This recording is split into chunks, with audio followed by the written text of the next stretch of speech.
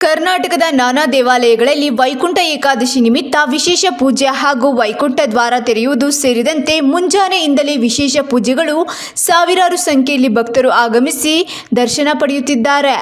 ವೈಕುಂಠ ದ್ವಾರದ ಮೂಲಕ ಸ್ವಾಮಿಯ ದರ್ಶನಕ್ಕೆ ವ್ಯವಸ್ಥೆ ಮಾಡಲಾಗಿದ್ದು, ವೈಕುಂಠ ದ್ವಾರದ ಮೂಲಕ ಸಾಗಿದರೆ 7 ಜನ್ಮದ ಪಾಪ ಪರಿಹಾರ ಮತ್ತು ಕುಟುಂಬದಲ್ಲಿ ಬರುವ ಸಂಕಷ್ಟಗಳು ದೂರವಾಗಿ ಶಾಂತಿ ಲಭಿಸುತ್ತದೆ ಎಂದು ಭಕ್ತರ ನಂಬಿಕೆಯಾಗಿದೆ.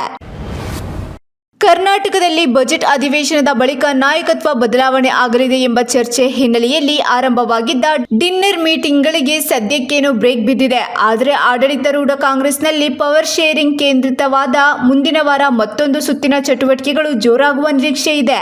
ಇದರ ನಡುವೆ ಜನವರಿ 13 ಸೋಮವಾರ ರಾಜ್ಯ ಕಾಂಗ್ರೆಸ್ ಉಸ್ತುವಾರಿ ರಣದೀಪ್ ಸಿಂಗ್ ಸುರ್ಜೇವಾಲಾ ಬೆಂಗಳೂರಿಗೆ ಆಗಮಿಸುತ್ತಿದ್ದು, ಹಿರಿಯ ಸಚಿವರೊಂದಿಗೆ ಮಹತ್ವದ ಸಭೆ ನಡೆಯುವ ನಿರೀಕ್ಷೆ ಇದೆ. ರೇಣುಕಾಸ್ವಾಮಿ ಕೊಲೆ ಕೇಸ್ನ ಎಲ್ಲ ಆರೋಪಿಗಳು ಶುಕ್ರವಾರ ಬೆಂಗಳೂರಿನ ಸೆಷನ್ಸ್ ಕೋರ್ಟ್ಗೆ ಹಾಜರಾಗಿ ಕೆಲಕಾಲ ವಿಚಾರಣೆ ಎದುರಿಸಿದರು.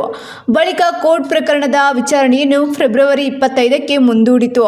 ಇನ್ನು ಪ್ರಕರಣದ A1 ಪವಿತ್ರ ಗೌಡ, A2 ನಟ ದರ್ಶನ್ ಕೂಡ ಆಗಮಿಸಿದ್ದು, 7 ತಿಂಗಳ ಬಳಿಕ ಇಬ್ಬರು ಮುಖಾಮುಖಿಯಾಗಿದೆ.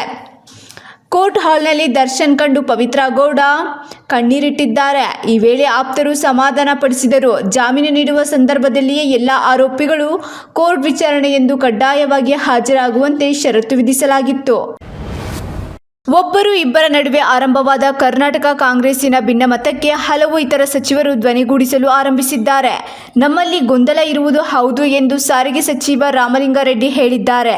ದೆಹಲಿಯಲ್ಲಿ ಎಐಸಿಸಿ ಕಚೇರಿ ಉದ್ಘಾಟನೆಗೊಂಡ ನಂತರ ರಾಜ್ಯ ಕಾಂಗ್ರೆಸ್ಸಿನ ಭಿನ್ನಮತ ಯಾವ ರೀತಿ ತಿರುವು ಪಡೆದುಕೊಳ್ಳುತ್ತಿದೆ ಎನ್ನುವುದನ್ನು ಕಾದು ನೋಡಬೇಕಿದೆ.